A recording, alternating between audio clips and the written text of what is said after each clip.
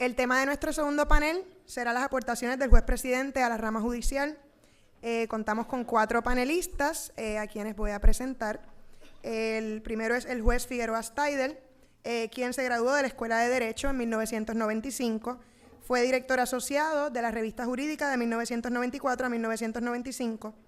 Fungió como oficial jurídico del juez presidente de 1996 a 1998 y ha impartido cursos de Derecho en nuestra facultad y en la Facultad de Derecho de la Universidad Interamericana. Actualmente se desempeña como juez del Tribunal de Apelaciones. Además, fue administrador regional de la Región Judicial de Caguas de 2011 a 2013. El licenciado Juan José Hernández López de Victoria se graduó de nuestra Escuela de Derecho en 1994, fungió como oficial jurídico del juez presidente de 1994 a 1995, obtuvo una maestría en Derecho de la Universidad de Columbia en 1997. Actualmente se desempeña en la práctica privada, enfocada en las áreas de responsabilidad extracontractual, contratos y propiedad horizontal. Además, imparte el curso de contratos especiales en nuestra facultad desde el 2005. La doctora Glenda Labadie Jackson se graduó de nuestra Escuela de Derecho en 1997, fungió como oficial jurídico del juez presidente de 1997 a 1998 y de 1999 al 2000. Obtuvo una maestría en Derecho de la Universidad de Harvard y un doctorado en Derecho Civil de la Universidad Pompeu Fabra de Barcelona. Además, ha sido Visiting Scholar en la Universidad de Georgetown y en la Universidad de Harvard. Actualmente se desempeña como catedrática asociada de nuestra facultad, donde imparte los cursos de responsabilidad extracontractual, derecho de familia y seminarios en temas de derecho civil. También es consejera académica de la Revista Jurídica de la Universidad de Puerto Rico. El juez Silva Avilés obtuvo su Juris Doctor en nuestra Escuela de Derecho en 1998, fue editor de la Revista Jurídica de 1996 a 1998, fungió como oficial jurídico del juez presidente de 1998 a 1999 y luego de desempeñarse en la práctica privada fue nombrado juez municipal en el 2004 y desde el 2006 se desempeña como juez superior en las regiones judiciales de Humacao y San Juan. Además, el juez Silva es el redactor de resúmenes de jurisprudencia del Tribunal Supremo de Puerto Rico, los cuales se publican en lexjuris.com. Le damos la más cordial bienvenida a nuestros panelistas y anticipamos una excelente discusión respecto a las contribuciones del juez a la rama judicial. Muchas gracias.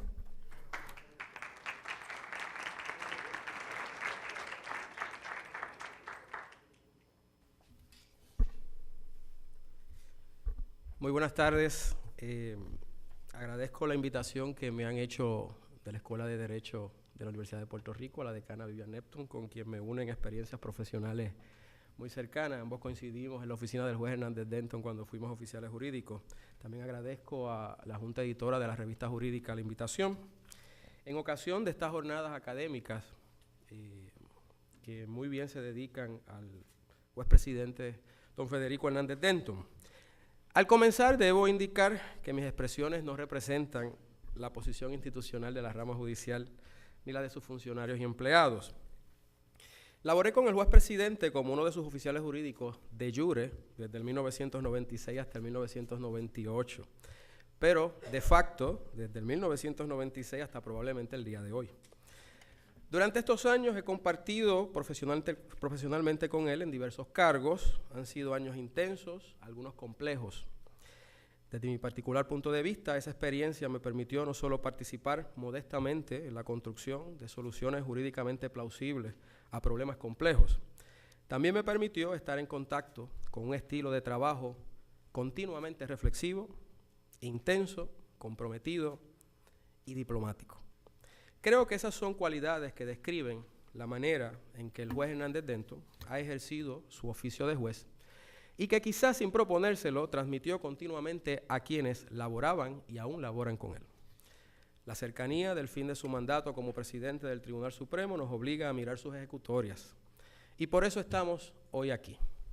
En esta participación comentaré el contenido del artículo que preparé en ocasión de estas jornadas académicas y que titulé La presidencia del juez Federico Hernández Denton y la cooperación judicial internacional. La década de la corte de Hernández Denton estuvo matizada por acontecimientos que pudiéramos catalogar de inusitados en la historia de una institución que aun cuando a lo largo de su existencia centenaria ha enfrentado tiempos azarosos, gozó de cierta estabilidad institucional en décadas recientes. Inició tras la presidencia de la primera mujer y tras una nominación infructuosa al cargo de juez presidente en el que el entonces nominado no fue confirmado por el Senado de Puerto Rico, lo que sin duda aumentó las expectativas del país por quién presidiría el Foro Supremo cuando finalizara la presidencia de la jueza Miriam Naveira Merli.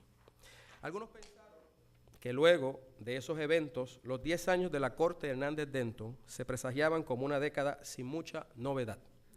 No fue así. Entre el 2004 al 2014 hubo en el Tribunal Supremo 2 vacantes por razón de retiro y una por muerte, lo que ante un escenario político complejo llevó al Tribunal Supremo, integrado por 7 jueces, a laborar por un período con tan solo 4 jueces, un juez presidente y 3 jueces asociados. Designados los sucesores a las vacantes, se produjo una renuncia. No mucho más tarde, se produjo una solicitud dividida del tribunal para que las ramas legislativa y ejecutiva aumentaran el número de jueces de ese foro, según el procedimiento constitucional establecido para ello. Un mensaje del juez presidente grabado en vídeo y difundido por la televisión del país, en el que aquel objetaba ese proceder, fue objeto de críticas en una resolución del tribunal emitida en ocasión de un proceso disciplinario contra un abogado.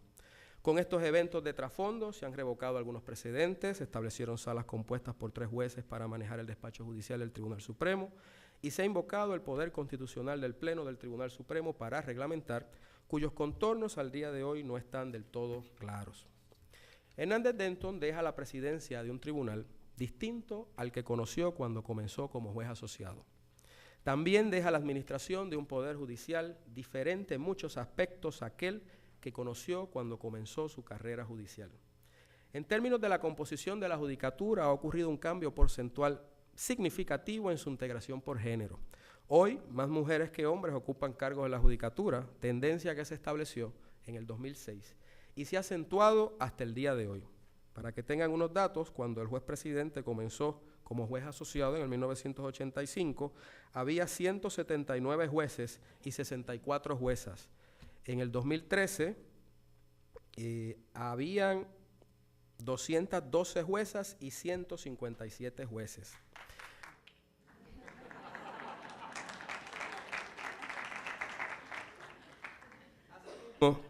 Los procesos judiciales tienen una marcada presencia en los debates públicos, posibilitada por la rapidez con la que la tecnología permite transmitir la información, por la judicialización de prácticamente todas las esferas sociales y quizás también, en cierto sentido, por el hecho de que nuestra sociedad no escapa de eso que Mario Vargas Llosa llama la civilización del espectáculo. Estas realidades van de la mano de marcado escepticismo y de continuos cuestionamientos a las instituciones públicas, incluyendo a los tribunales. Lo dicho no es exclusivo de Puerto Rico. Estos fenómenos también se materializan en otros países, en ocasiones con resultados dramáticos que trastocan los cimientos democráticos. Las realidades compartidas por los poderes judiciales ha propiciado la creación de espacios de colaboración en la esfera internacional, en los cuales Puerto Rico ha participado desde hace muchos años. La participación de Puerto Rico en foros judiciales internacionales puede trazarse hasta presidencias previas a la de Hernández Denton, siendo una de las más notables la del juez presidente Andreu García. No obstante, ha sido en los últimos años en los que, dada la madurez operativa de los propios foros internacionales, podemos ver un salto cualitativo y cuantitativo en el desarrollo de declaraciones programáticas internacionales y que, además, podemos constatar una participación significativa del Poder Judicial de Puerto Rico. La idea de que los poderes judiciales desarrollen foros de cooperación internacional parece extraña por muchas razones.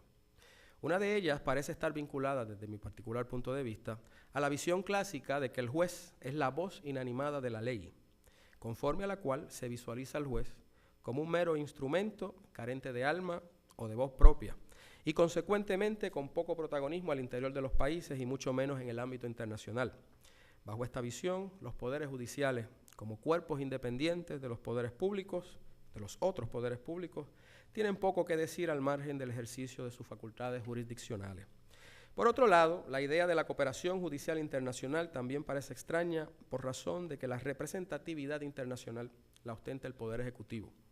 Si bien esta idea permanece inalterada en la realidad de hoy, ello no ha sido impedimento para que los poderes judiciales establezcan espacios de cooperación con un alto grado de coordinación y de estabilidad.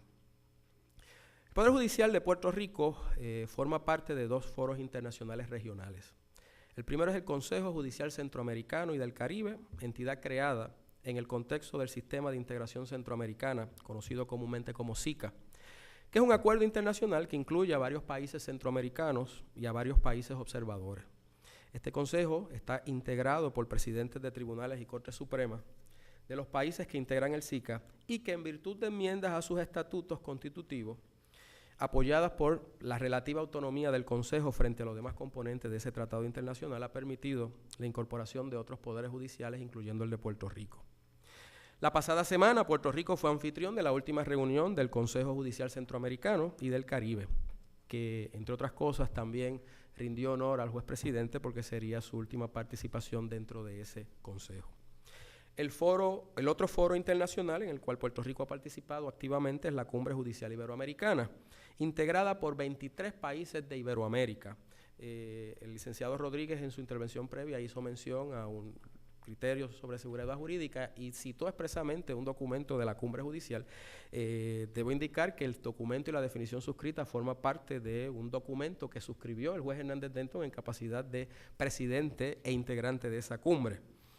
Este foro, la Cumbre Judicial, es un foro de mayor presencia y, como dije, y estabilidad en el plano internacional.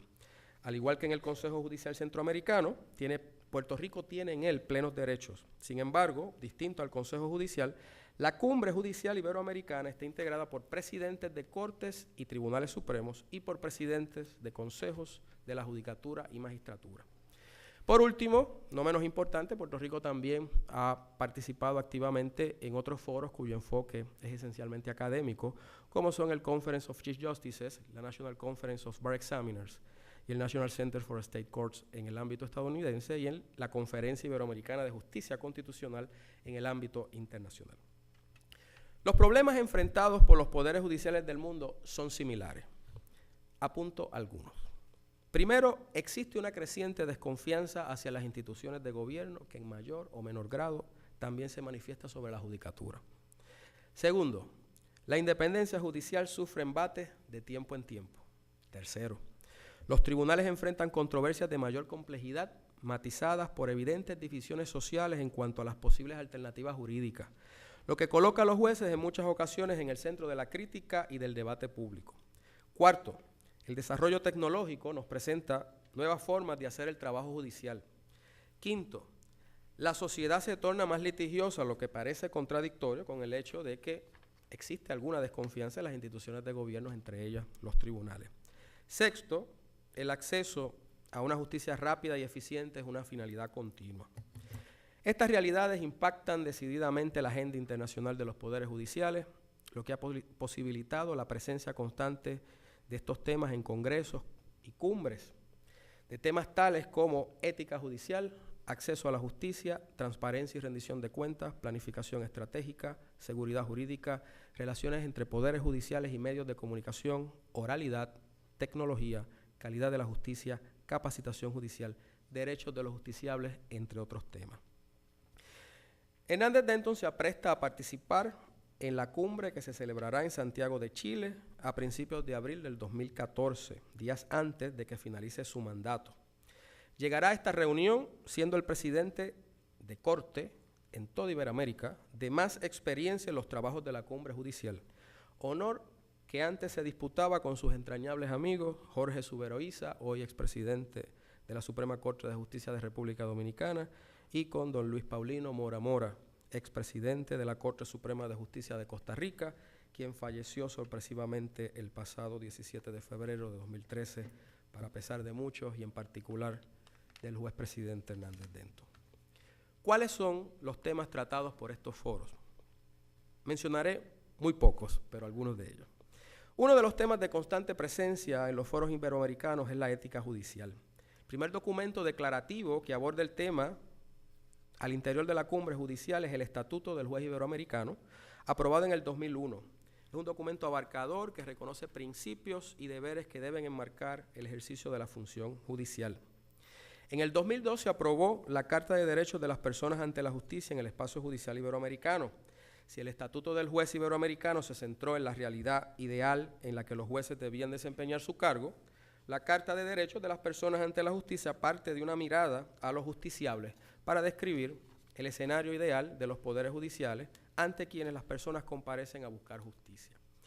Ambos documentos son precursores del Código Modelo Iberoamericano de Ética Judicial aprobado en el 2006, cuya endoso, que el juez presidente endosó al participar en esa cumbre, el cual está a la altura de otros códigos modelos como el Model Code of Judicial Conduct de la American Bar Association y los principios de Bangalore sobre la conducta judicial del año 2002. El Código Modelo de Ética Judicial, Código Modelo Iberoamericano de Ética Judicial, incorpora un elemento novedoso que ha tenido como experiencia precursora la de la provincia de Santa Fe en Argentina, al crear una Comisión Iberoamericana de Ética Judicial como entidad consultora de los poderes judiciales en materia de ética judicial y como organismo promotor de una conciencia judicial éticamente orientada. Puerto Rico ha formado parte de esta comisión por los pasados 8 años, al ser electos a ellas representantes de nuestro país en las cumbres de Santo Domingo y de Montevideo. La directora de los tribunales forma parte de esta comisión, luego de que fuera electa a una de las plazas en la cumbre de Uruguay. El Código Modelo Iberoamericano de Ética Judicial no ha sido adoptado en Puerto Rico, tampoco ha servido de base para una revisión de nuestro Código de Ética, posiblemente por la relativa juventud del nuestro, que data del 2005. Sin embargo, el Código Modelo ha sido citado por el Tribunal Supremo de Puerto Rico en al menos 2 ocasiones y además del plan estratégico de la rama judicial tiene un componente que parte de ese Código Modelo Iberoamericano cuya concreción todavía está en planificación, que es la creación de algún tipo de entidad consultiva en Puerto Rico para que los jueces puedan formular consultas no vinculantes sobre cuestionamientos éticos. Por otro lado, en cuanto al acceso de la justicia, las 100 reglas de Brasilia representan el mayor esfuerzo regional para desarrollar principios y prácticas concretas, organizadas como reglas para garantizar el acceso a la justicia de las personas en condición de vulnerabilidad. Fueron adoptadas en la 14ª Cumbre Judicial Iberoamericana de Brasil en el 2008, producto del reconocimiento de la importancia de desarrollar un instrumento internacional que, partiendo del principio de igualdad reconocido en prácticamente todas las constituciones modernas, delimite los derechos de las personas vulnerables y, consecuentemente, las obligaciones de los impartidores de justicia para hacer efectivo el acceso a la justicia de estos sectores. Fue fruto de un esfuerzo colaborativo entre los poderes judiciales, asociaciones y entidades representativas de ministerios públicos y asociaciones de abogados y las defensorías públicas.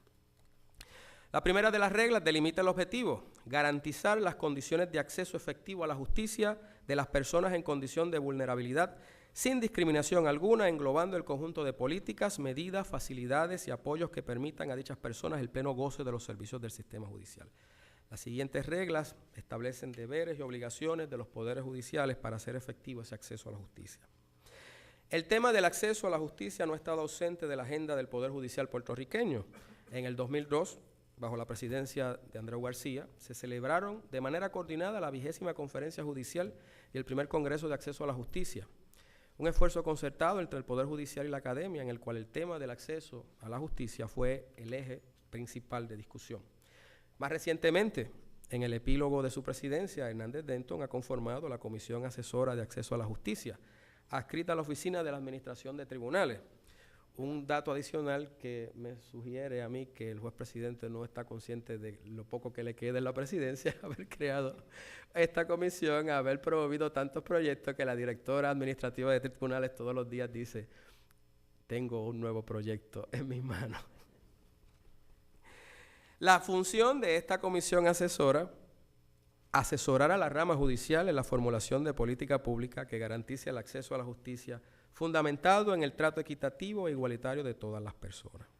Sumamos a este esfuerzo otros encaminados bajo la presidencia del juez Hernández Denton, como la revisión de las reglas de procedimiento civil, en las cuales se incluye expresamente el derecho de una persona a autorrepresentarse en causas civiles, el desarrollo del protocolo para la atención, orientación y referido de las personas sin hogar, programa de acceso a la justicia para personas con condiciones de salud mental, recientemente iniciado en la región judicial de San Juan, y el proyecto de corte de droga juvenil, de reciente creación, pero basado en una exitosa experiencia del Poder Judicial de Puerto Rico, que son las salas especializadas en sustancias controladas. Otro tema tratado, de los muchos que se han tratado en la agenda internacional, lo es el de las relaciones entre los poderes judiciales y los medios de comunicación. Aun cuando por lo general históricamente no se consideraba necesario que los poderes judiciales contaran con una voz pública que representara al Poder Judicial, hoy día tiene amplia aceptación la idea de que los poderes judiciales tienen la obligación de comunicar información precisa, fácilmente comprensible, no editorializada sobre los procesos judiciales que interesan al público. En el año 2006, el juez presidente Hernández Denton aprobó mediante orden administrativa el protocolo para facilitar el acceso de la prensa a los tribunales de Puerto Rico y el acceso a la información sobre los procesos judiciales. Su propósito fue uniformar y garantizar a todos los representantes de los medios de comunicación el acceso equitativo a los procesos judiciales y a la información de carácter público que se genera en los tribunales. Este protocolo, debo decir, que fue precursor de un manual adoptado por la Cumbre Judicial Iberoamericana que se llama el Manual de Buenas Prácticas sobre Relaciones entre los Poderes Judiciales y los Medios de Comunicación, aprobado en el 2010. En ese momento, solamente 2 países de Iberoamérica tenían algún tipo de documento que regulaba las relaciones entre la prensa y los tribunales, que eran España y Puerto Rico. Un punto adicional sobre este tema es meritorio. Culmina el juez presidente Hernández Denton con la implantación de un programa experimental de transmisión televisiva de audiencias judiciales, cuyos resultados habrá que evaluar en el futuro cercano. También finaliza la década de la Corte Hernández Denton con la autorización conferida por el Tribunal Supremo para la transmisión televisiva de 2 audiencias de lectura de sentencia en casos penales de alto perfil público y con la transmisión televisiva de una vista oral ante el Tribunal Supremo. Las secuelas de estos eventos son difíciles de predecir. Auguramos, no obstante, que estos desarrollos generarán nuevas controversias jurídicas que se incorporarán en la agenda de los asuntos litigiosos. El saldo final de las aportaciones de Federico Hernández Denton al desarrollo del derecho y al mejoramiento del Poder Judicial de Puerto Rico supone considerar su legado de opiniones y sentencias escritas durante 29 años. Estas revelan sus preocupaciones e inquietudes intelectuales, también traslucen la evolución de su pensamiento y seguramente algunas frustraciones. El saldo final de su gestión como presidente del Tribunal Supremo durante una década supone evaluar también no solo los proyectos desarrollados bajo su administración. Considero que ese saldo final también requerirá considerar otros temas, tales como la relación del Poder Judicial de Puerto Rico con el sistema de justicia federal en el país, la relación con los medios de comunicación y la proyección pública del Poder Judicial y el manejo de los momentos de conflictos institucionales, entre otros. Mi presentación da un atisbo breve sobre cómo se afianzó la participación del Poder Judicial de Puerto Rico en el marco de la cooperación internacional bajo la presidencia del juez Hernández Denton, aspecto que se suma a su legado jurídico y administrativo. Sin embargo, y con esto concluyo, para comprender cabalmente las aportaciones del juez Hernández Denton al Poder Judicial de Puerto Rico y a nuestro derecho, aún restará por escribir la historia de sus sacrificios personales y de sus desvelos. Pues como afirmó García Márquez en una de sus afamadas novelas, el poder, como el amor, es de doble filo, se ejerce y se padece. Muchas gracias.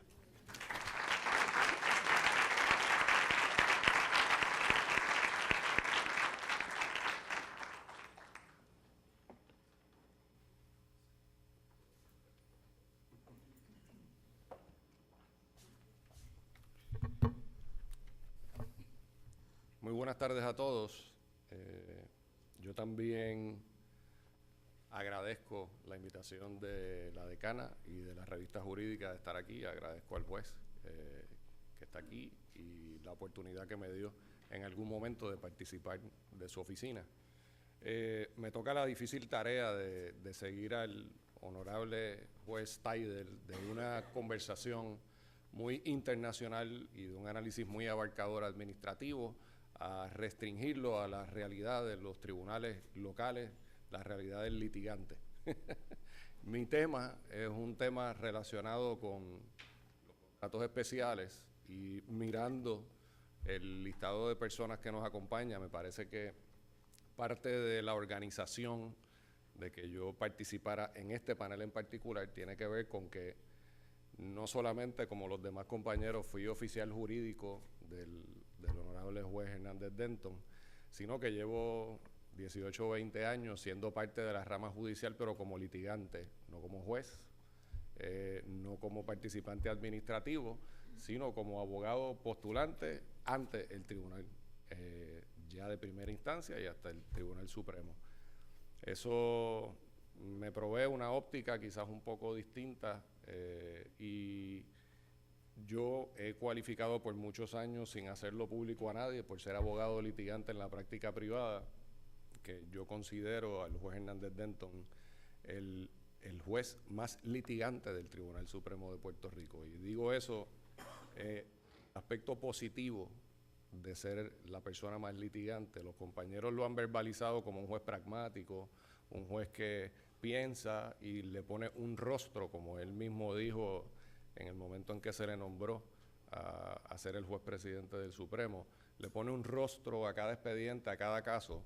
Esa visión pragmática, en mi opinión, es lo que le permite el análisis legal muchísimo más entrelazado para poder llevar los conceptos a la realidad de una manera efectiva.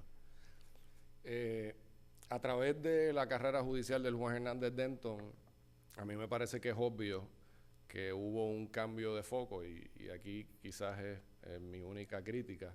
Desde el 85 hasta el año 2004 yo siempre percibí y entiendo, de hecho hasta el día de hoy, ha sido un líder intelectual en el tribunal. Pero ciertamente con el advenimiento a ser juez presidente del Tribunal Supremo, mejoramos la faceta administrativa de los tribunales. Hubo un foco en todo lo que explicó el honorable juez Steidel en términos de proveer los servicios y el macro.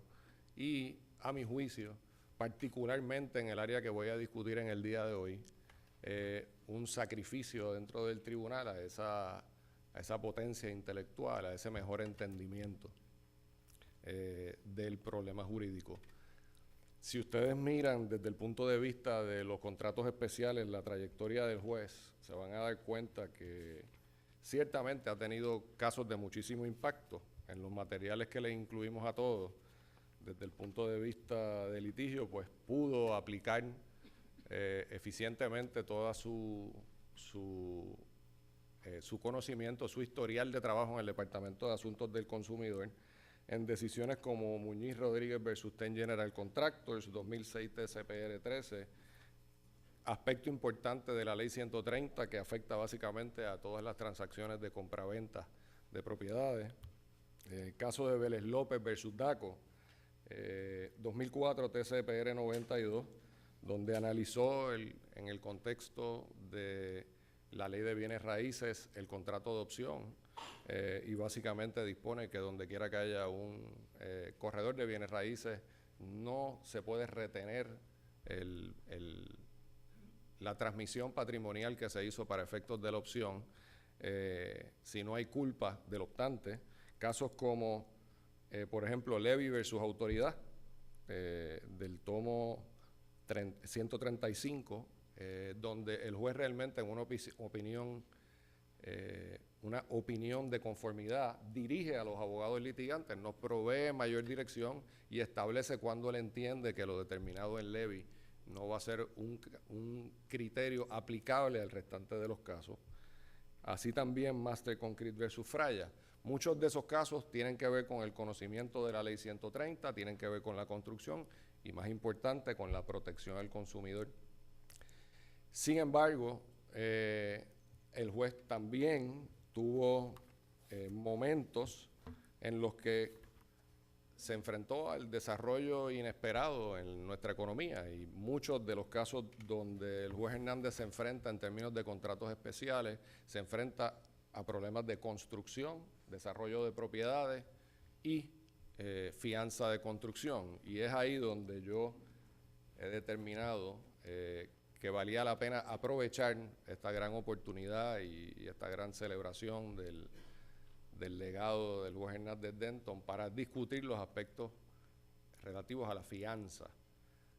Particularmente la contradicción que hay entre, en mi opinión, las mejores expresiones jurisprudenciales de lo que es la fianza y todos los criterios que la informan, que fueron suscritas o fueron emitidas por el tribunal por voz del juez Hernández.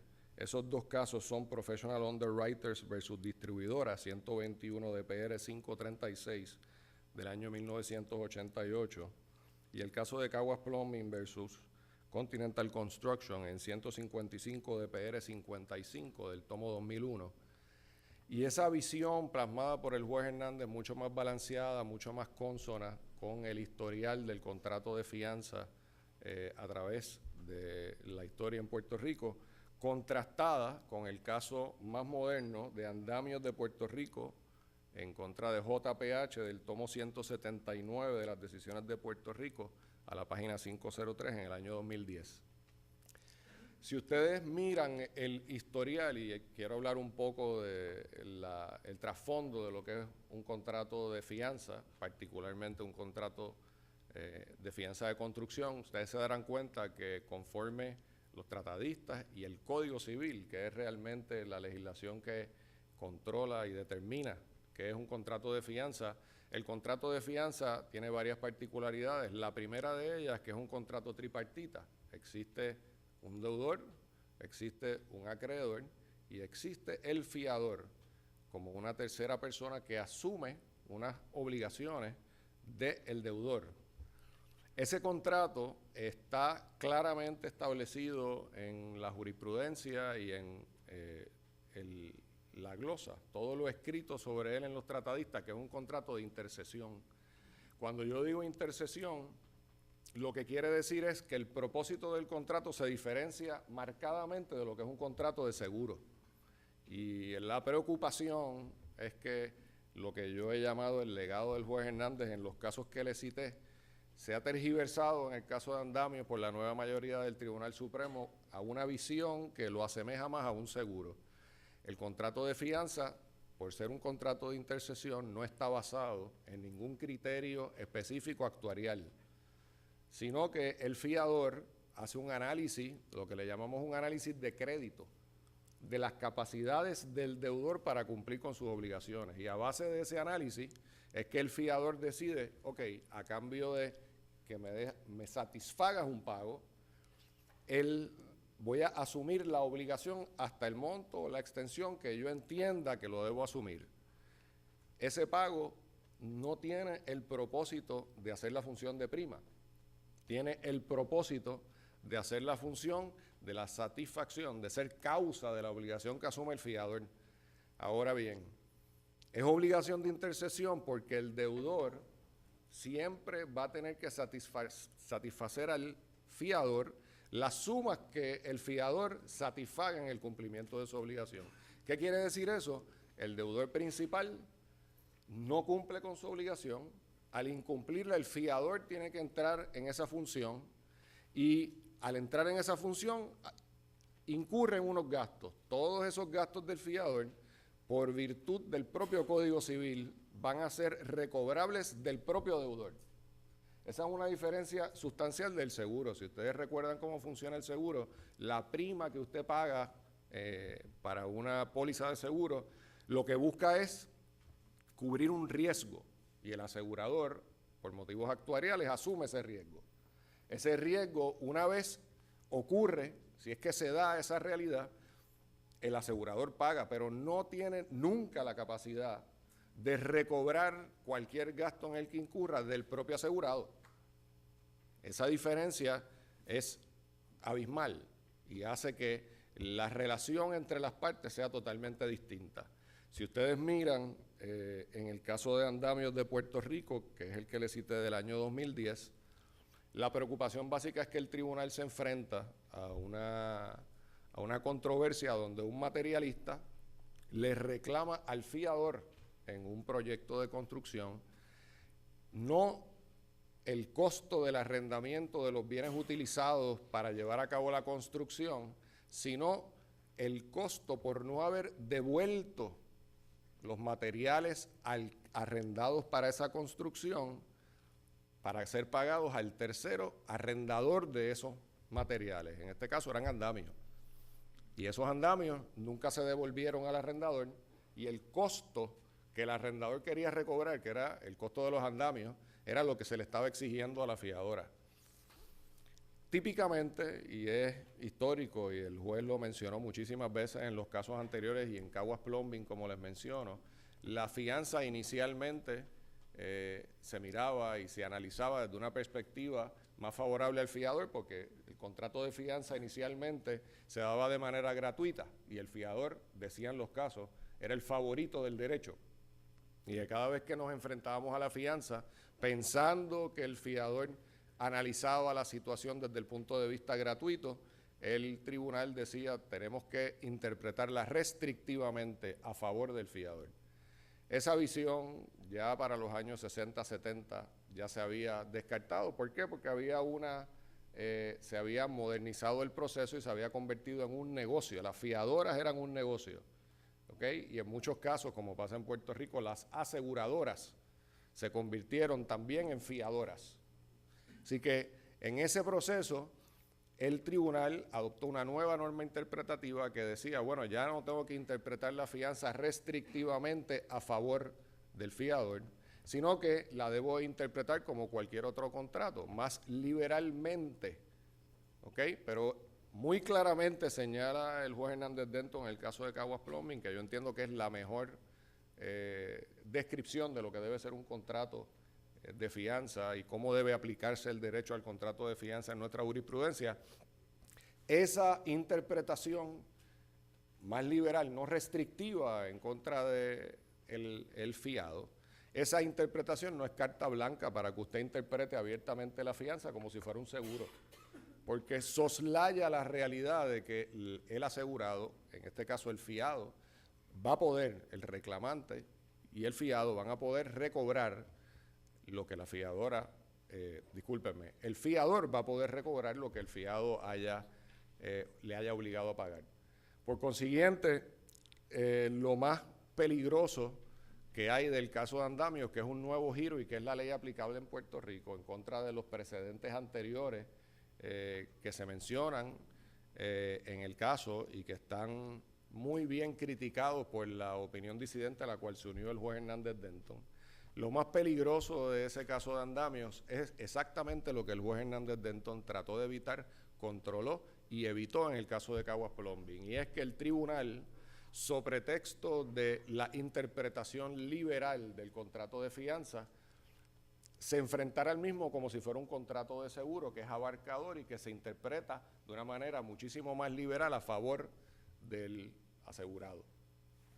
Esa realidad para mí es bien importante y la he traído a colación y creo que es una discusión importante porque la fianza, ya sea en el ámbito de la construcción, ya sea en el ámbito de cumplimiento de contratos gubernamentales, es el contrato de intercesión, aunque es de garantías de intercesión, más utilizado en la jurisdicción. El propósito es facilitar la contratación. Y ustedes se van a dar cuenta que en la mayoría de la contratación gubernamental, si no hay una fianza de pago o cumplimiento, no hay contrato. Eso quiere decir que si empezamos a interpretar de una manera incorrecta, como pasa en el caso de andamios, el contrato de fianza se va a hacer mucho más costoso y más difícil el que las fianzas se provean, y eso va a tener un efecto detrimental sobre la economía. Esa óptica también el juez Hernández Denton indirectamente la señala en Caguas Plumbing, y también hace claro que esa es parte del balance jurídico que hace el tribunal por voz de él, a los efectos de que la interpretación liberal, no restrictiva en el mundo de la fianza a cambio de dinero, no significa que es una interpretación que da carta blanca para convertir en en ninguna de sus posibilidades en la fianza en un seguro o en un contrato que se debe interpretar más allá de sus palabras a favor del reclamante. Cuando digo más allá de sus palabras, pues es obvio, el Código Civil específicamente establece que la fianza tiene que ser expresa y específicamente establece que no se puede extender a más allá de lo contenido, la intención de las partes al momento de asumirla. Así que me parece, y el propósito de toda esta charla era aprovechar este momento importante en la historia y la gran aportación del juez Hernández Denton en este contexto para criticar los desarrollos recientes en el ámbito de la fianza y para llamar la atención a los juristas, al tribunal y a todos los conocedores del derecho que, si posible, esa interpretación de andamios deberíamos buscar la manera de corregirla, interpretarla y limitarla a su justa perspectiva. Gracias.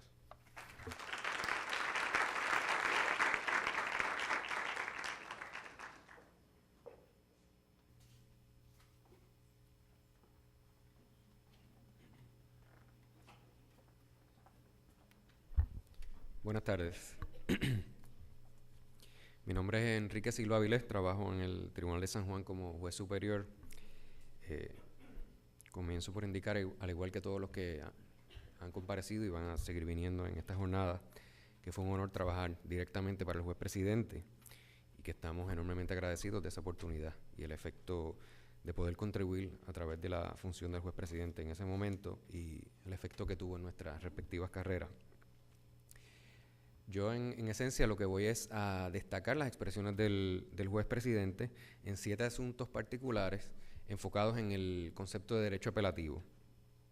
En esencia lo que quise hacer, según el documento que tienen como borrador, es destacar lo que yo entiendo son las preocupaciones, las consideraciones que tuvo el juez al disponer de cada uno de esos casos, ya sea como juez ponente o como un voto de conformidad o una opinión particular disidente, para destacar una especie de perfil que se percibe de esas determinaciones e invitar a las ramas de gobierno y exponer que las cualidades que el juez ha demostrado en el manejo de esos asuntos, de esa práctica apelativa, son características que debe tener cualquier juez o cualquier abogado o abogada que aspire a trabajar en un foro apelativo, sea el Tribunal Supremo o sea el Tribunal de Apelaciones al momento.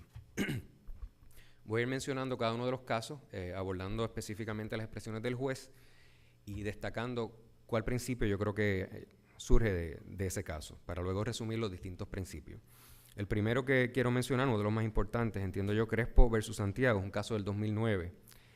La norma en esencia de la mayoría del tribunal, ya que en ese caso las expresiones del juez fue en una opinión disidente, en esa opinión el Tribunal Supremo revoca al Tribunal de Apelaciones porque el Tribunal de Apelaciones se declaró sin jurisdicción erróneamente y el Tribunal Supremo dispone que cuando eso ocurra, lo que el Tribunal Supremo debe de hacer es devolver el caso al Tribunal de Apelaciones para que resuelva los méritos. El Tribunal Supremo explicó que existe, según la mayoría, un mandato legislativo para que las decisiones apelativas en primer término sean resueltas por el Tribunal de Apelaciones y no directamente por el Tribunal Supremo. Específicamente en ese caso se resolvió que el Tribunal de Apelaciones no tenía jurisdicción porque la apelante no había prestado una fianza en un caso de desahucio. Era un caso de desahucio que ella litigaba contra su ex esposo. Y simultáneamente en el tribunal de primera instancia, aparte del desahucio, estaba pendiente en una sala de relaciones de familia la controversia sobre ese mismo inmueble si era hogar seguro de la esposa y los menores. El Tribunal Supremo, al revocar y devolver el caso al Tribunal de Apelaciones, siguiendo la norma que estaba pautando, hizo expresiones sobre cómo debería el Tribunal de Primera Instancia manejar ese tipo de casos y ordenó a nivel apelativo la consolidación de los dos casos, que ya ambos estaban ya en el Tribunal Apelativo cuando se resuelve el caso a nivel del Tribunal Supremo.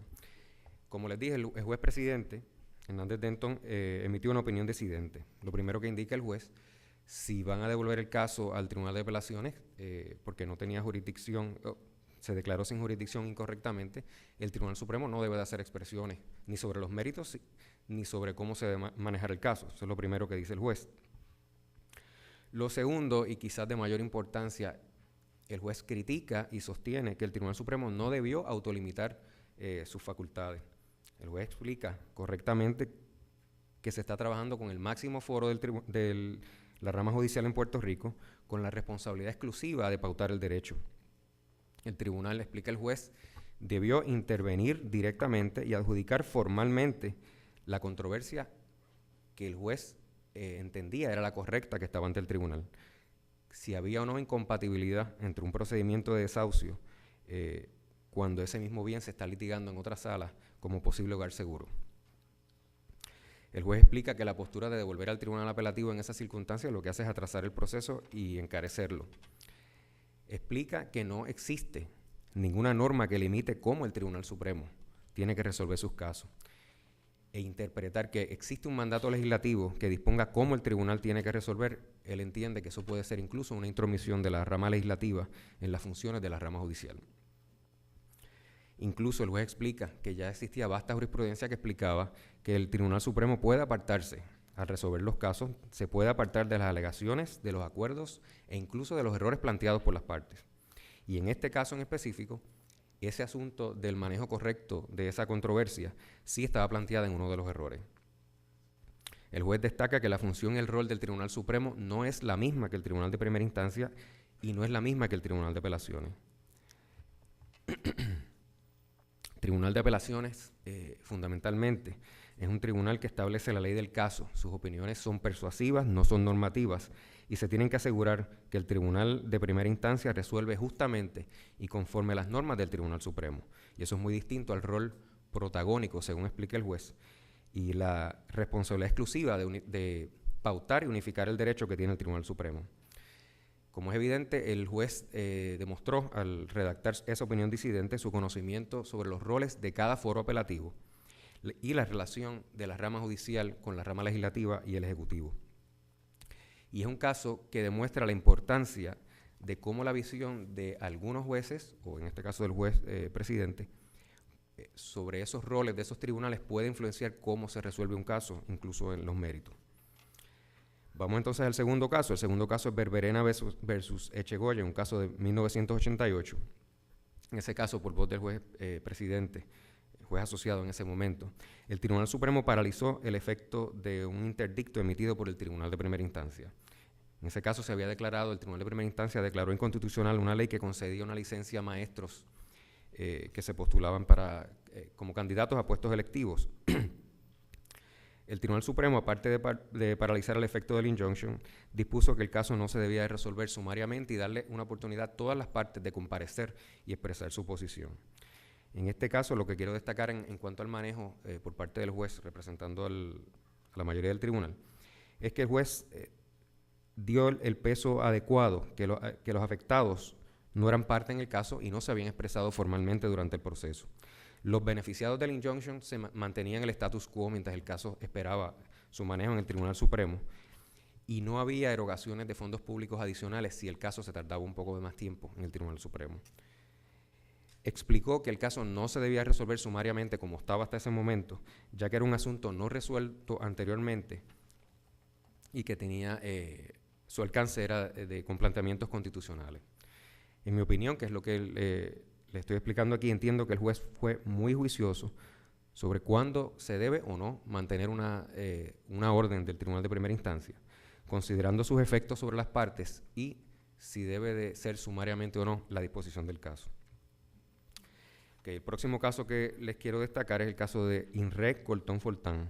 En ese caso se solicitó la inhibición del juez Hernández Denton por dos razones principales. La primera, por alegadamente tener prejuicio en el tema del Cerro Maravilla, y el segundo fundamento, que un oficial jurídico que trabajó con el juez para el año que el abogado que presentó el escrito había sido desaforado, pues trabajaba con el juez y ella era hija de la fiscal especial independiente delegada. Lo pertinente a este tema del manejo de casos o de asuntos a nivel apelativo es que el juez destaca que no es lo mismo una inhibición de un juez o una jueza en el Tribunal Supremo que un juez en el Tribunal Apelativo o en el Tribunal de Primera Instancia. En el Tribunal Supremo no pueden ser sustituidos los jueces que se inhiban. Así que es de capital importancia que la decisión esté bien fundamentada y realmente proceda que usted se inhiba si está a ese nivel en ese tribunal. En cuanto a los oficiales jurídicos, el juez explicó que la participación de los jueces en los casos no pueden depender de las relaciones personales, opiniones o conducta de sus oficiales jurídicos. En todo caso, si ocurre una situación que amerite algún tipo de descalificación, quien debe de ser descalificado es el oficial jurídico. Situación que los tribunales apelativos, incluyendo el Tribunal Supremo, distinto al foro de primera instancia, es relativamente fácil de lograr, ya que cada juez tiene varios oficiales jurídicos. Cuanto al próximo caso es Pueblo versus Rodríguez Ruiz. Es un caso del 2002. En el caso se discute cuál debe de ser la fecha de una decisión en un caso penal notificada en una minuta. En esencia, la norma es que desde la fecha de notificación debe ser si se avisa en sala y el que se quiere recurrir de la determinación emitida en sala, se ordena la notificación de la minuta y será desde la fecha que se notifique la minuta que se puede recurrir al apelativo. Si no se avisa y luego en una fecha posterior la parte va a recurrir, será desde la fecha de la transcripción de la minuta. En lo pertinente del artículo, entiendo que el juez fue sensible a las realidades prácticas de los procedimientos criminales, donde muchas de las personas que están siendo procesadas están confinadas. Y el juez explica que sería, particularmente si la persona está confinada, que sería irrazonable esperar que esa persona tenga que esperar que se suscriba, se prepare y se notifique por la Secretaría una orden o una resolución preparada a base de lo que se resolvió en sala. Eso puede provocar que el caso se torne académico o se violen derechos constitucionales de estas personas que están siendo procesadas. Y, importante, no se puede menospreciar el hecho de que la mayoría de estas decisiones son de naturaleza interlocutoria, ya que muchas veces esas decisiones interlocutorias tienen un efecto bien grande en el caso y a veces son dispositivas del caso, aunque no es los méritos como tal, no es la etapa de juicio. En este caso, nuevamente, el juez fue muy puntilloso en explicar por qué hay o no jurisdicción y cuál es el razonamiento que está detrás de esto para beneficio no solo de los jueces, sino de los litigantes. Van a notar que hay otras opiniones que menciono más adelante, que igualmente el juez siempre quiere que esté claro por qué el tribunal tenía jurisdicción o por qué no la tenía y explicarlo, ya que esa es la base para el tribunal actual. Próximo caso que aborda ese aspecto es el caso de BBV versus el municipio de Vega Baja. Este caso es una sentencia donde el juez emitió una opinión de conformidad. En esa opinión el juez se tomó de su tiempo para explicar por qué aplicaba el término de 60 días al ser un municipio parte. Un periodo anterior a esa opinión había unas enmiendas recientes sobre ese tema y el tribunal no se había expresado, y al emitir la sentencia no se discutió el tema. El juez sí lo abordó para beneficio de la comunidad jurídica en su opinión de conformidad. El juez también discute, cosa que no hace el tribunal en su sentencia, la doctrina de la ley del caso. La explica su excepción, y al aplicarla valida una decisión de un segundo panel. Porque un primer panel tomó una decisión y cuando el caso llega nuevamente al Tribunal de Apelaciones, el segundo panel deja sin efecto la decisión del primer panel. El juez discute la ley del caso y explica que a su entender la excepción a la doctrina de la ley del caso aplica aunque se trate de paneles distintos, que fue lo que ocurrió en este caso. Esa decisión inicial del primer panel exponía al municipio a básicamente pagar 2 veces una obra pública.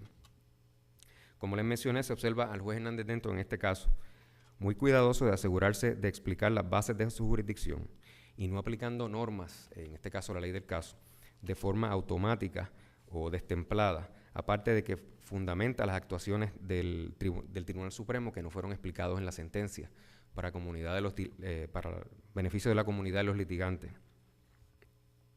Asunto muy importante para el juez, como van viendo en estos distintos casos. Próximo caso, un caso de derecho laboral, se llama Rodríguez Aguiar versus Sintex, una opinión del juez presidente de 1999. El caso trabaja con la Ley 2. En ese caso se emitió una sentencia en rebeldía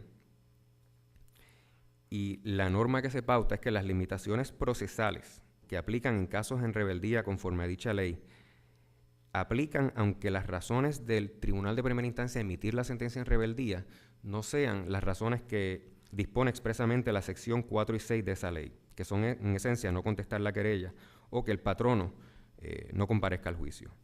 Esas limitaciones son bastante graves, incluyendo en la etapa apelativa, y en esencia son que se concede el remedio al querellante, la sentencia no se puede apelar, solamente se puede recurrir al Tribunal de Apelaciones para revisar el procedimiento en un recurso discrecional de certiorari presentable en un término jurisdiccional breve de 10 días. El juez presidente explica por qué esas consecuencias deben de aplicar a toda sentencia que se emita en rebeldía, no solo a las sentencias que se emitan por los 2 fundamentos que les mencioné, de no contestar querella o que el patrono no comparece al juicio. En este caso en particular, el juez explica elaboradamente, conforme al historial legislativo de la Ley 2 y lo que buscaba esa ley al ser promulgada, que si se debilitaba los efectos procesales, se debilitaba la ley, ya que esta Ley 2 es básicamente una ley de naturaleza procesal. En este caso en particular no se presentó el recurso en el foro apelativo en los 10 días, así que el tribunal se declaró Tribunal Supremo resolvió que el Tribunal de Apelaciones no tenía jurisdicción, razón por las cuales no se hicieron expresiones adicionales correctamente a mi entender. Nuevamente vemos al juez presidente ser muy riguroso en el análisis y en la explicación de por qué había o no había jurisdicción, en este caso era que no la había, y no hacer más expresiones de las que son necesarias para así disponer. Este caso expone o puede exponer al Tribunal Supremo, en específico al juez presidente, a que se haga la crítica de que quizás fue muy técnico, muy mecánico, muy procesalista. Entiendo yo que la crítica sería injusta, ya que como él explica en la misma opinión, la ley básicamente su alcance es procesal y obviamente el efecto que iba a tener cualquier decisión que se tomara iba a ser de naturaleza procesal, en este caso manteniendo el dictamen del tribunal de primera instancia y dejando sin jurisdicción al tribunal apelativo. Por último, le llamo la atención del caso de Ramos Figueroa versus Ramos López. Es una resolución del tribunal donde se emitió una orden de mostrar causa y luego de estudiar las comparecencias el tribunal proveyó no lugar al recurso de cerciorari. El juez Hernández Denton emitió un voto particular de conformidad. El juez explica que está conforme en denegar el recurso, pero destaca los hechos del caso y destaca la importancia de que se mantuviese una sanción, una condena de honorario de abogado de $300 que impuso el Tribunal de Apelaciones. El juez Hernández Denton explicó los detalles del caso, explicó por qué el caso era frívolo.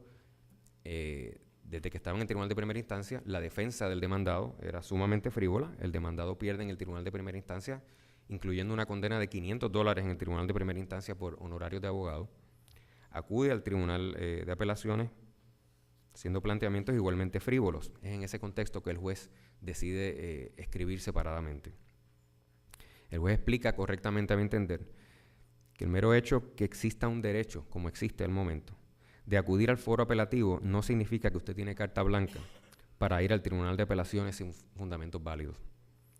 Permitir la presentación de casos o de defensas frívolas o recursos al apelativo o al Tribunal Supremo que sean frívolos no opera en favor de la sana administración de la justicia, que bastante trabajo tiene y recursos limitados.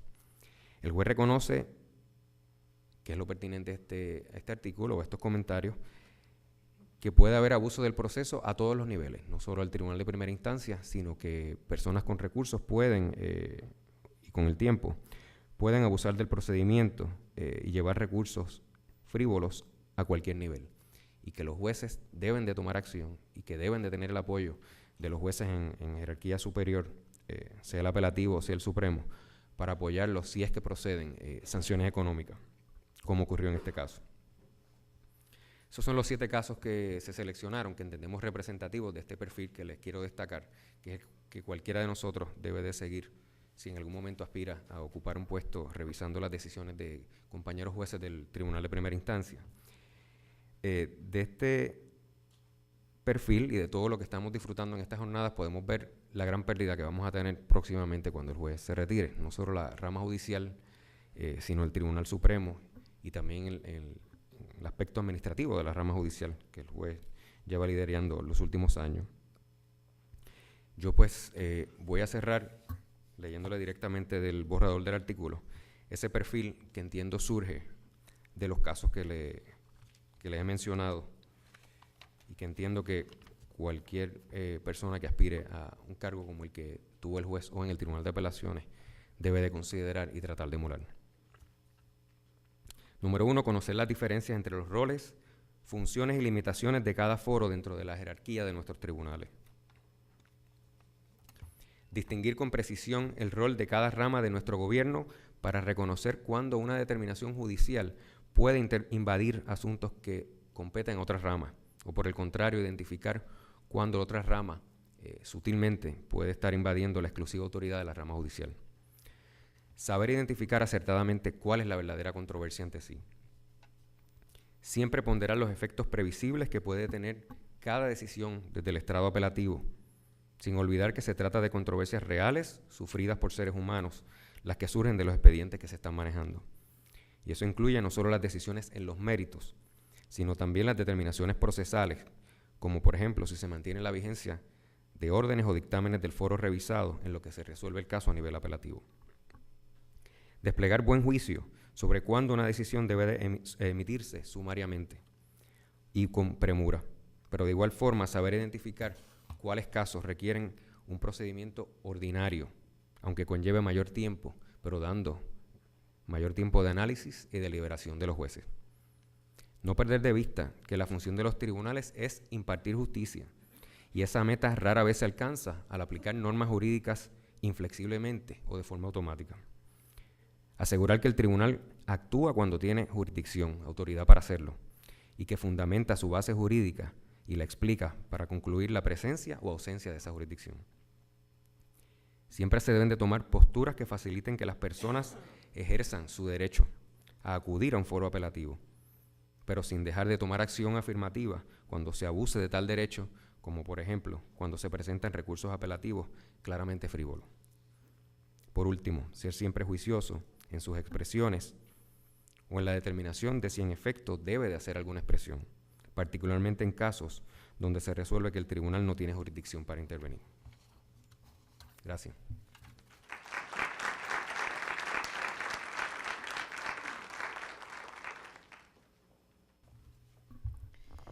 Buenas tardes. En primer lugar, destaco las expresiones del honorable juez Steidel de que hay más mujeres en la judicatura, pero seguimos siendo muy pocas en la academia. Veo que en la academia y oficiales jurídicos, veo que yo soy la única mujer que tiene ocasión de discutir el legado o parte del legado del juez Hernández Denton en la tarde de hoy. En primer lugar, quiero agradecer la invitación que se me extendiera para participar de este ciclo de jornadas. Me uno al saludo oficial y saludo muy especialmente al honorable juez presidente Federico Hernández Denton y a su esposa, la licenciada Isabel Picó, con quienes me une vínculos de aprecio y de alta estima. También debo felicitar a quienes tuvieron la iniciativa de organizar esta actividad, muy particularmente a la revista jurídica, en vista de que va a tener que acometer la fundamental tarea de preservar para el futuro lo que aquí ocurra.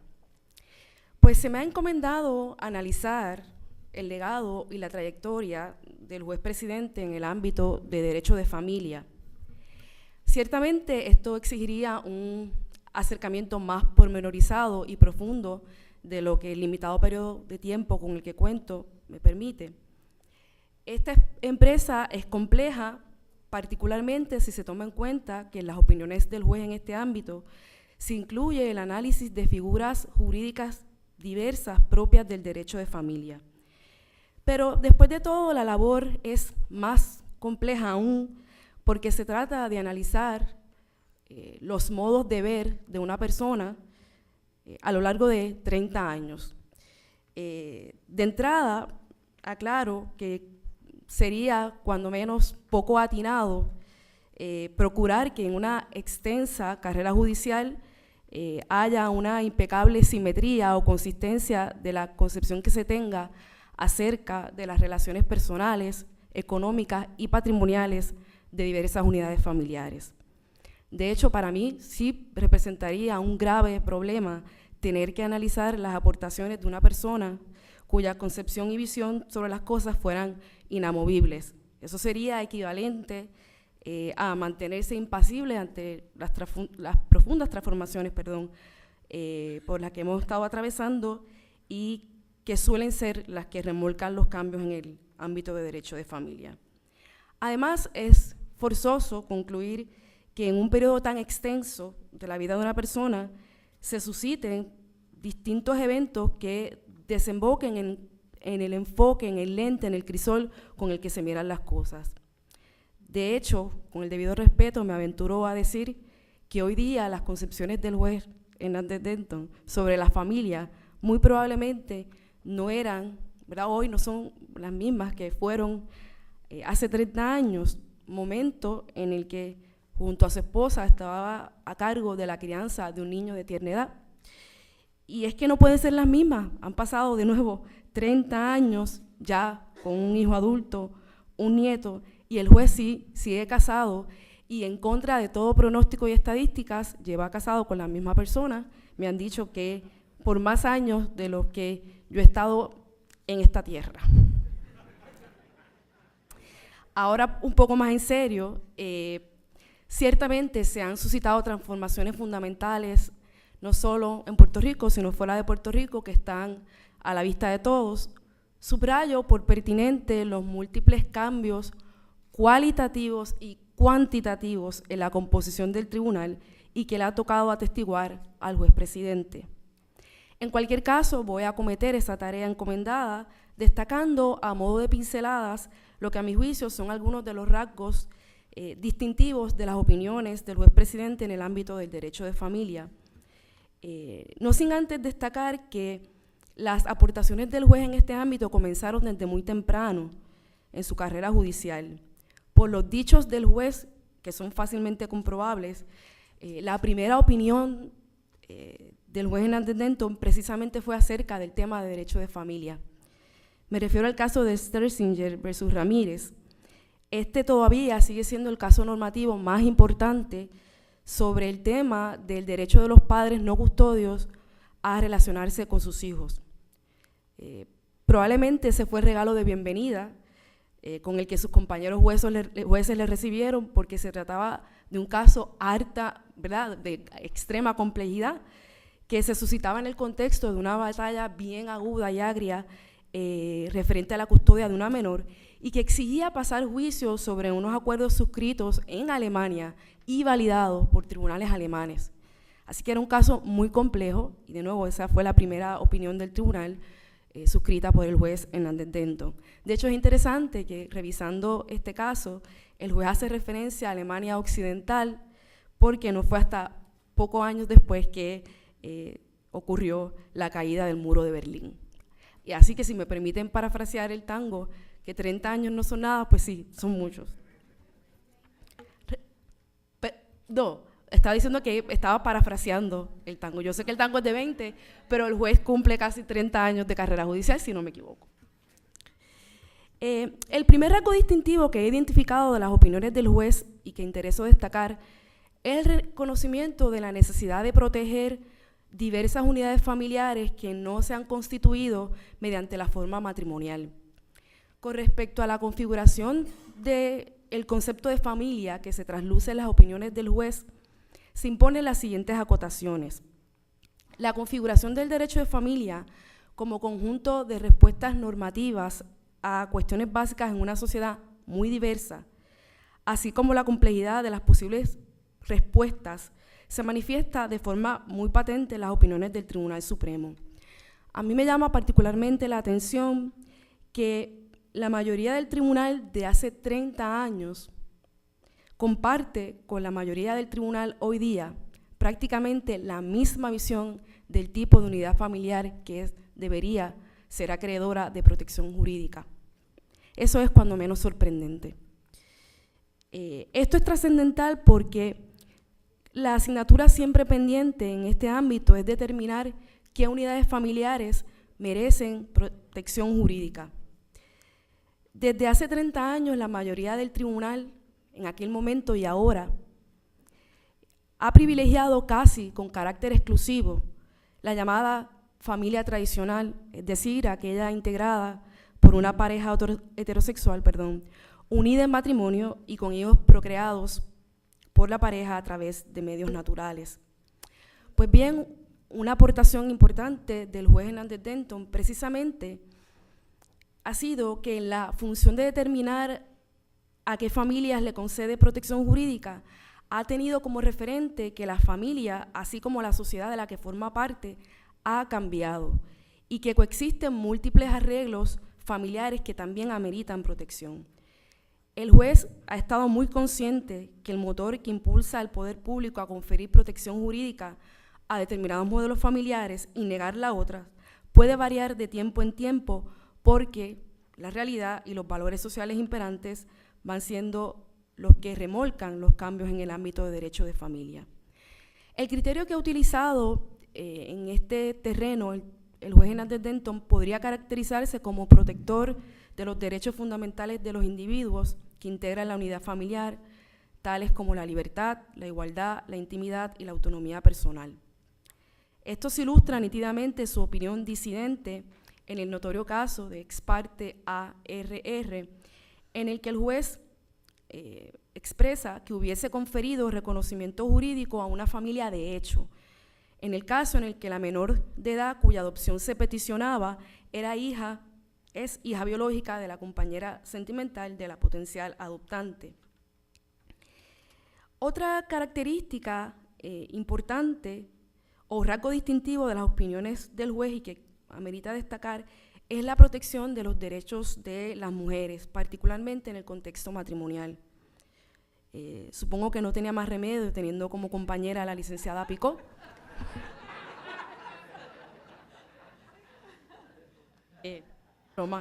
Pero ciertamente sus opiniones, particularmente las tocantes a la figura de la sociedad de bienes gananciales, reflejan ese, ¿verdad?, interés de proteger a las mujeres, y muchas de estas opiniones se convirtieron en apoyo fundamental a la reforma legislativa de 76, que tuvo como objetivo procurar la igualdad del hombre y la mujer en el contexto matrimonial y familiar. Destaco, por ejemplo, el caso de Soto versus Rivera, resuelto en el año 1992, en el que, por voz del juez Hernández Dendon, el tribunal determinó que los actos de enajenación de bienes gananciales sin el consentimiento escrito de ambos cónyuges son radicalmente nulos. También es importante destacar las opiniones del juez referentes a la protección de las mujeres embarazadas en el ámbito laboral. Y así podría seguir enumerando un sinnúmero de instancias que acreditan que en efecto el juez ha tenido siempre en la mira de grupo de personas a ser protegidos a las mujeres. El tercer rasgo distintivo de sus opiniones, y es con alguna excepción que mencionaré, es la protección de los derechos de la comunidad GLBTT. El juez ha estado en minoría desde hace mucho más tiempo de lo que parece, al menos en lo que se refiere al puñado de casos en los que el tribunal en las últimas décadas ha tenido ante su consideración asuntos tocantes al reconocimiento de los derechos de los miembros de esta comunidad.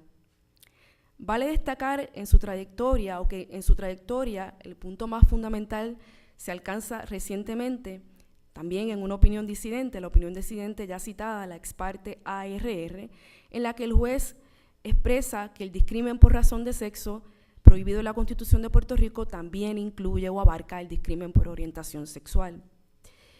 Otro buen ejemplo del lado en el que se ha colocado el juez en este ámbito es la opinión disidente que suscribió en el caso de Margarita Sánchez versus secretario de Justicia, en el que el juez expresó que hubiese intervenido para declarar la inconstitucionalidad del entonces artículo 103 del Código Penal, que tipificaba como delito las relaciones sexuales consentidas entre personas del mismo sexo. De hecho, me gustaría citar las expresiones del juez en esa opinión disidente. Y cito: la opinión del tribunal nos obliga a continuar disintiendo en estos casos en los que el tribunal cierra las puertas a un sector de nuestra población que invoca nuestra Constitución en busca de un remedio contra el discrimen que sufre diariamente por razón de su orientación sexual. De hecho, este caso fue resuelto en el año 2002, poco antes de que se resolviera el caso de Lawrence versus Texas, que tuvo el efecto de invalidar directamente el artículo 103 del Código Penal. Así que el juez hubiese adelantado a lo que hizo el Tribunal Supremo de los Estados Unidos. También es importante subrayar la opinión también disidente, por eso digo que el juez ha estado en minoría por mucho más tiempo de lo que se dice, en Pueblo versus Ríos Martínez, en la que argumentó que la ley para la prevención e intervención con la violencia doméstica, conocida comúnmente como la Ley 54, debía aplicar a relaciones consensuales entre personas del mismo sexo. Sin embargo, a diferencia de lo que han hecho mis compañeros, me veo en la obligación de hacer una crítica respetuosa pero enérgica con respecto a lo que yo llamo un desvío en esa trayectoria. Y me refiero al tema de el cambio de sexo en el certificado de nacimiento de una persona transexual. Para sorpresa de unos, satisfacción de otros y desilusión de unos pocos, el juez Hernández Denton pareció cambiar de opinión, y esto requiere un poco hacer un breve recorrido de lo que ha ocurrido en este ámbito. Como se recordará, en el año 2000, el Tribunal Supremo resolvió por sentencia el caso de Ex parte Andino. En ese caso, se autorizó el cambio de sexo de varón a hembra o de masculino a femenino en el certificado de nacimiento de una persona transexual que se había sometido a una operación de cambio de sexo. A pesar de que este caso se resolvió vía sentencia, es importante que los fundamentos que utilizó el juez Hernández Denton para acoger esta posición aparecen en la opinión concurrente del juez Negrón García a la que él se unió, y los fundamentos fueron directos y simples: el derecho a la intimidad y la protección de la dignidad humana de esta persona, de estas personas que consagra nuestra Constitución. 5 años más tarde, una controversia virtualmente idéntica estuvo ante la consideración del Tribunal Supremo en el caso de Ex parte Delgado Hernández. En ese momento, la composición del tribunal había variado y ya el juez Hernández Denton era juez presidente. Habiéndose resuelto Andino Torres mediante sentencia, sin lugar a dudas, lo que allí se resolvió no constituía precedente. Precisamente en este caso, en este segundo caso, mediante un análisis puramente estatutario, la mayoría del tribunal determinó que no estaba permitido este tipo de cambio en el certificado de nacimiento por no ser uno de los contemplados expresamente por el legislador. En la opinión del tribunal no se hizo mención ni una sola vez de las palabras intimidad o dignidad. De hecho, en los vigorosos disensos se pregunta incisivamente una y otra vez, de forma directa en ocasiones, de forma indirecta en otras, y sin rodeos, al juez Hernández Denton por qué había cambiado de opinión en un periodo tan corto de tiempo. Respuesta que no llegó, al menos en ese momento, tuvimos que esperar un poco más. Hubiésemos querido, yo hubiese querido tener el beneficio de la respuesta, particularmente cuando los fundamentos que el juez invocó por voz del juez Negrón García para resolver como resolvió en el caso anterior eran argumentos de corte constitucional, y que ahora la mayoría del tribunal despachaba con facilidad pasmosa, y que el juez había guardado silencio. Una suerte de respuesta llegó 8 años después, en el caso de Ex parte ARR, ante la imputación directa en ocasiones, solapada en otras, de sus compañeros, de que cambiaba o que sus posiciones sobre estos temas podían cambiar con facilidad. Y vale la pena citar las expresiones del juez. Recuerden que para este caso era totalmente impertinente el tema del cambio de sexo en el certificado de nacimiento. Estoy citando el caso de adopción que reseñé anteriormente, pero sí es importante que los jueces que integraron la mayoría en este caso utilizaron el caso de Ex parte Andino un poco para recordarle al juez que las visiones sociales pueden cambiar, y que por tanto eso podría justificar que la interpretación constitucional un poco sea más cerrada de lo que proponían los jueces disidentes en ese caso. Y estas son las expresiones del juez.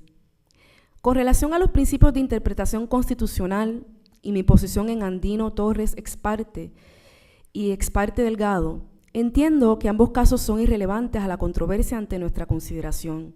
No obstante, no tengo problemas con afirmar que de llegar a este tribunal un caso similar a Andino Torres Ex parte, haría lo mismo que hice en aquella ocasión.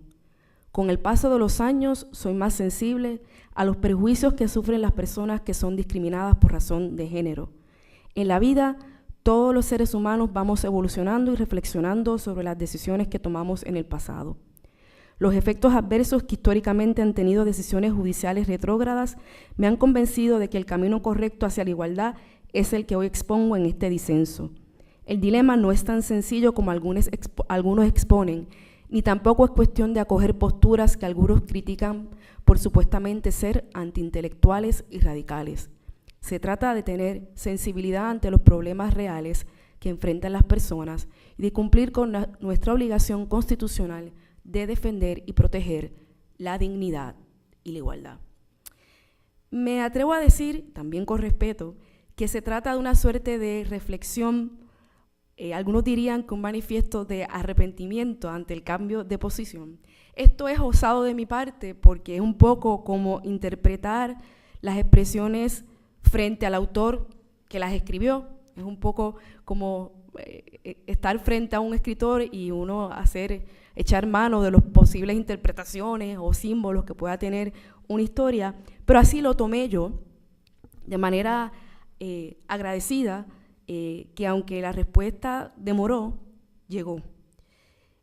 Yo intereso dejar en claro, y un poco, obviamente esto es a modo de pinceladas mi exposición, pero para concluir yo quiero dejar en claro que admito que la labor de la academia y la labor judicial suelen tener grandes desencuentros, no siempre caminan por la misma ruta, y es natural que así sea. Conozco cuál es la posición suya, ¿verdad?, como juez, y conozco cuál es la mía como parte de la academia.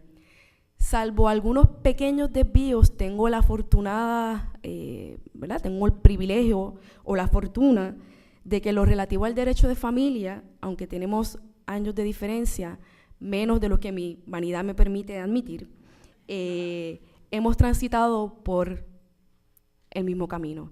Le agradezco la oportunidad de expresar, ¿verdad?, de expresar mis comentarios con respecto a este tema, y concluyo con lo siguiente. Si bien es cierto que terminar una carrera judicial con aportaciones tan notables tiene sus ventajas, lo que le va a permitir el descanso, el sosiego, la tranquilidad, me pongo yo a pensar qué terrible debe ser que todo el país sepa cuando uno cumple 70 años.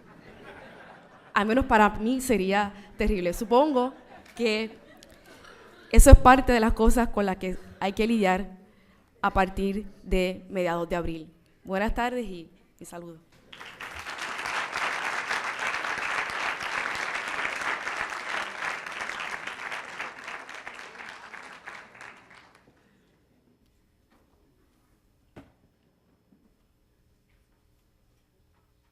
Me parece que hay un espacio para preguntas o comentarios.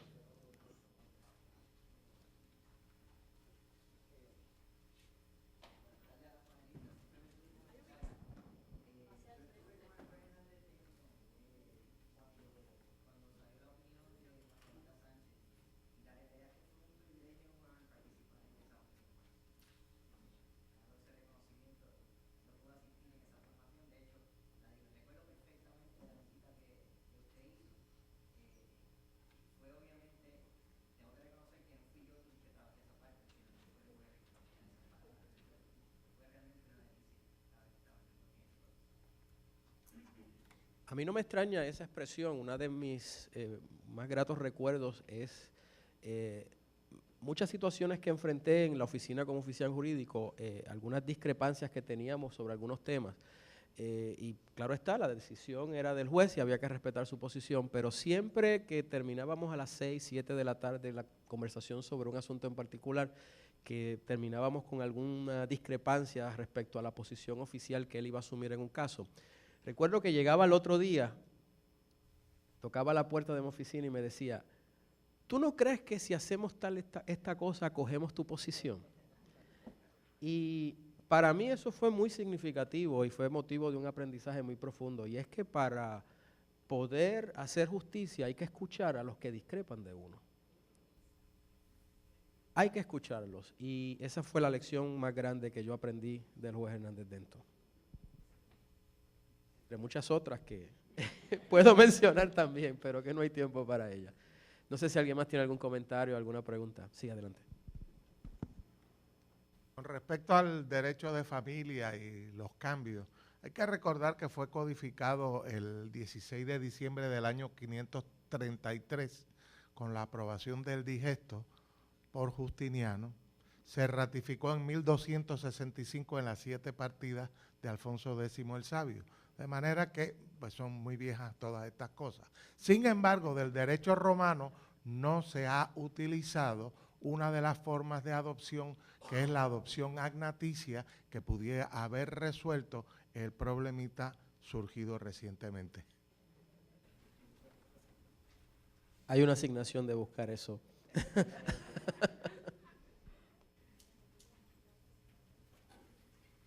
¿Sí? Hay algo que yo olvidé y que tengo que hacer referencia. Esto del cambio de posición del juez, yo recuerdo que yo tuve el atrevimiento en una boda en la que coincidimos de preguntarle, juez, ¿qué pasó? Muchas gracias y con una gran sonrisa me dice, ay, Glenda, no cambia. En otras palabras, me hizo referencia a que obviamente no me iba a decir nada y que aunque pasaban los años, mi carácter no cambiaba y en efecto ha cambiado muy poco. Pues realmente yo tuve el placer de ser oficial jurídico del juez Hernández Denton junto a Sigfrido Steider, así que recordamos esos intercambios y fuimos el panel de oficial jurídico que entrevistamos cuando seleccionamos a Glenda Labadí.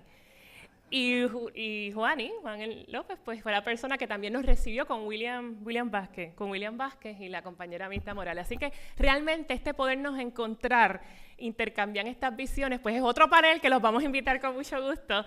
Pero el juez dijo que él no iba a hablar, que él iba a hablar el 7 de marzo. Que saben que antes de terminar están todos cordialmente invitados cuando el próximo viernes 7 de marzo es el cierre de la jornada, a las 6 de la tarde.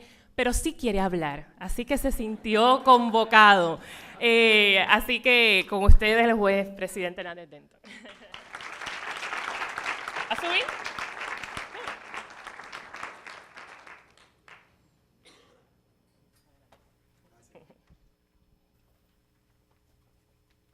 Eso mismo me pasó en la anterior sesión y me siento realmente convocado. Para mí siempre es un placer volver a compartir con las personas que han estado conmigo a través de estos años y que han sido claves en mi proceso judicial y en el proceso de mi formación también.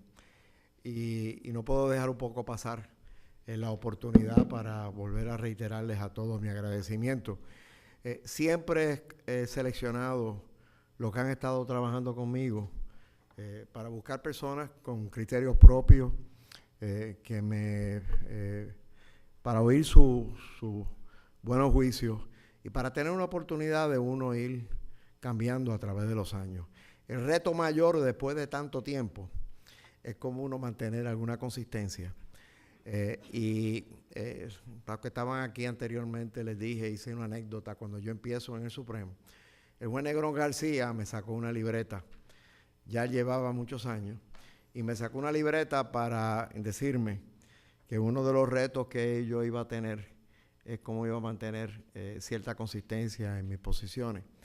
Y él tenía esa libreta para recordarse de lo que había dicho a través de los años. A mí me pareció en ese momento algo, yo ahí en un reconocimiento de estas cosas impetuosas que le ocurre a uno muy joven en la vida, que no veía razón alguna para eso porque yo me creía que me iba a recordar de las distintas posiciones. Y lo que no tomé en consideración es que uno a través de los años no solamente va expresando posiciones, los tiempos van cambiando y los tiempos van requiriendo que uno vaya reflexionando sobre los distintos momentos. El caso de Stessinger, como bien mencionó Glenda, se da todavía ya en el final de la Guerra Fría. Y ya han pasado muchos años, que de hecho hay casi una generación que ni se acuerda de la Guerra Fría. Ese caso casi revive la Guerra Fría, la Segunda Guerra Mundial, porque fue una controversia referente a una madre puertorriqueña que se casa en primeras nupcias con un alemán. Y luego más tarde, cuando se divorcia y viene de acuerdo a hay unos acuerdos y una estipulación allá en Alemania, viene y se casa en Puerto Rico con una persona de religión judía que adopta a la niña. Y es decir que las circunstancias siempre son particularmente cargadas. Y a todos nos toca en el Supremo adjudicar los casos según los hechos que se nos presentan.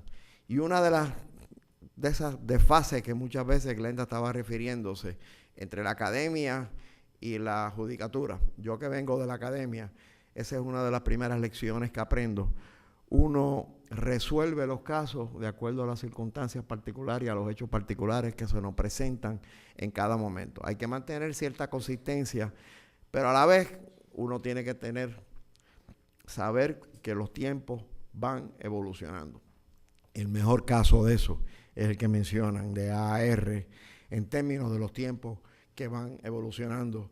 Y muy consciente de esos cambios, es por eso es que introduzco esa reflexión en el caso de AAR, porque realmente los tiempos, mi experiencia hasta ahora y todavía siempre a mis oficiales jurídicos, cada vez que me encuentro en una controversia, ahora usando la tecnología, le pregunto, porque después de uno de 29 años, uno ha dicho muchas cosas. Y siempre me recuerdo y siempre le pregunto a todos los que están trabajando conmigo, cuando llegue una controversia que estoy a punto de escribir algo, le pregunto, ¿qué he dicho yo anteriormente sobre esto que no me acuerdo? Y me recuerdo a lo que me dijo el juez Negrón García. Son muchos años, mucha jurisprudencia, muchas controversias en distintos momentos del país. Yo llego en el 1985 al Tribunal Supremo, para Puerto Rico distinto al que estamos ahora en estos momentos, donde estamos atravesando las crisis económicas y sociales que tenemos. No es que no hayamos tenido los problemas que teníamos en ese momento. Los tiempos van evolucionando y van requiriendo que uno, además, uno va madurando. Yo soy de los que siempre le he dado mucho peso a lo que tiene, a la crítica y sobre todo a la crítica académica, a los artículos de revistas jurídicas, analizando las posiciones nuestras. Y en el caso de AAR hay unos señalamientos que nunca me olvido, que me impactaron particularmente, y fueron unos artículos que escribió Irán Meléndez en una revista en los Estados Unidos, estando él estudiando maestría, relativo a los cambios en la familia, que Irán tuvo la gentileza de compartir conmigo antes de publicarlo, y nosotros tuvimos un intercambio por correo electrónico referente a ese caso, que todavía me acuerdo muchísimo y que me requirió reflexionar con muchísimo cuidado de todos esos cambios. Y yo creo que todos los que estamos en el tribunal, nuestra vida y nuestro derrotero nos requieren que uno reexamine las posiciones a través de los años. Y precisamente esta jornada que me ha permitido a mí ir reflexionando con personas que han estado y han seguido siempre muy cerca de mí, y que los señalamientos y las críticas que hacen en distintos momentos para mí tienen un valor extraordinario, porque son de personas que saben que yo aprecio la crítica, saben que yo respeto sus criterios y saben que yo siempre estoy receptivo a modificar mis posiciones. Y ese es uno de los grandes experiencias en el tribunal. Ha sido siempre la oportunidad de compartir con oficiales jurídicos. Luego ya no son oficiales jurídicos, son profesores, son jueces que van desarrollándose.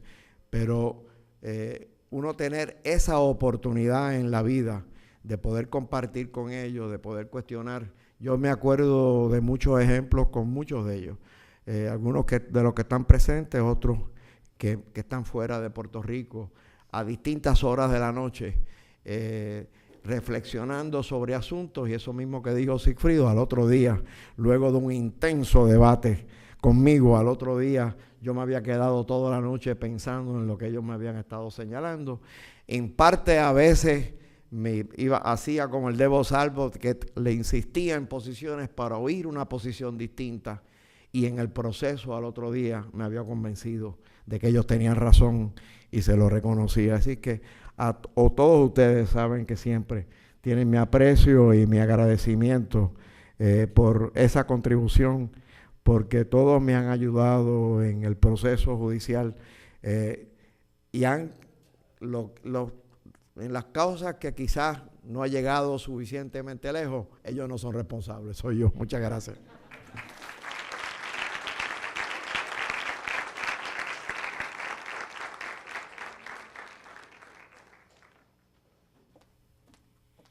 Bueno, con esto concluimos la segunda jornada. Le pido a los panelistas que firmen el afiche conmemorativo. Le vamos a obsequiar el libro del centenario de la Escuela de Derecho, nuestro agradecimiento al fideicomiso de la Escuela de Derecho, al programa de educación jurídica continua, la licenciada Keila Sus y la licenciada María de los Ángeles Garay, para hacer posible este evento. Y los esperamos a todos ustedes el 7 de marzo a las 6 de la tarde. Buenas tardes a todos.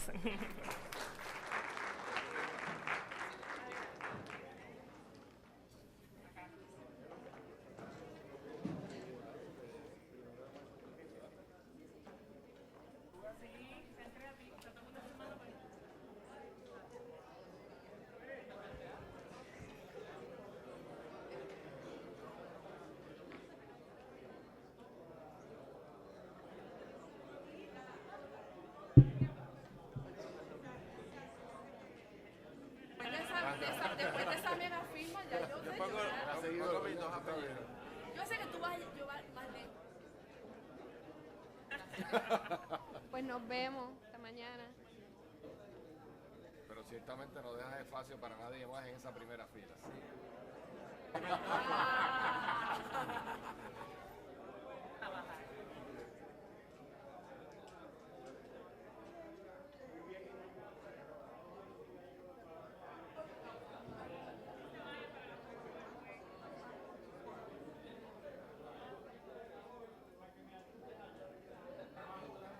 Nos vemos el 6.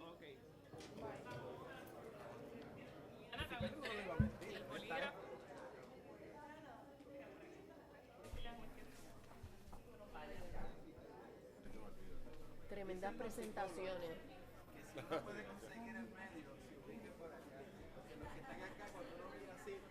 No lo va a ver.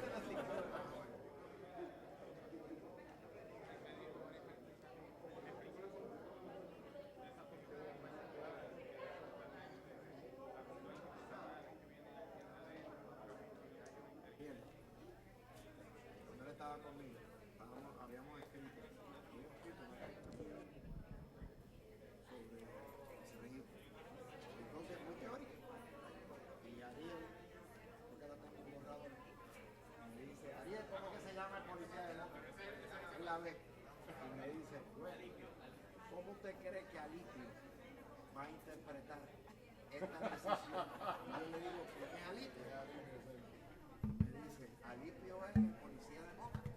Usted le está dando una cosa de Kerpis. Usted le está dando unos parámetros sobre Kerpis. ¿Usted cree que Alipio va a poder interpretar? Por eso mismo. Porque yo casi no llevo caso de familia. Alipio no va a entender un divino. Vamos a votar.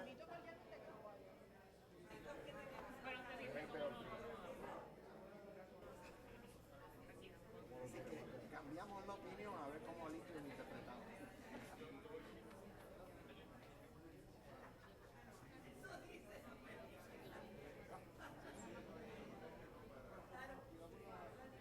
Pero lo mejor del caso es que un día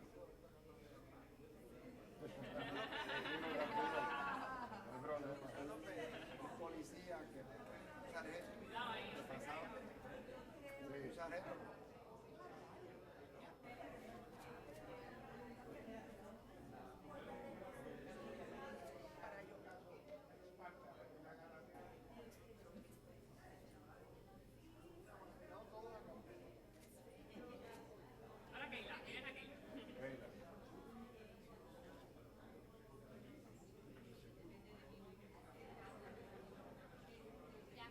ese sargento que pasaba por casa le daba como una vigilancia preventiva por más cada cierto tiempo, estaba estudiando para pendiente. Entonces, sacaba un paquete de decisiones para estudiar. Y él me dice, bueno, ya esta cosa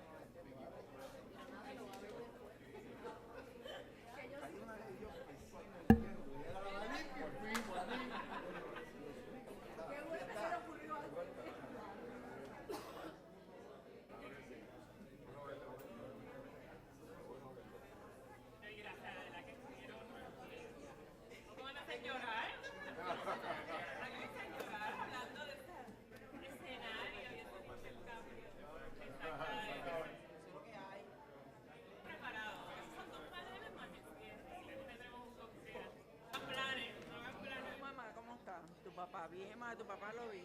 ¿No quieres otro? No, lo que tengo uno, bueno, mentira, tengo dos. Ah, pues Porque en chévere. otra actividad que participé me dieron. Pues Tengo muy las bien, amigas, no ya le pasa dije que hay que buscar otro regalo para usted ya Miguel. Gracias. Gracias por todo. Y gracias a ti. Que mira, tú fuiste de los más puntuales, los más ahí, los más diligentes y eso se agradece mucho, de verdad que sí. Excelente.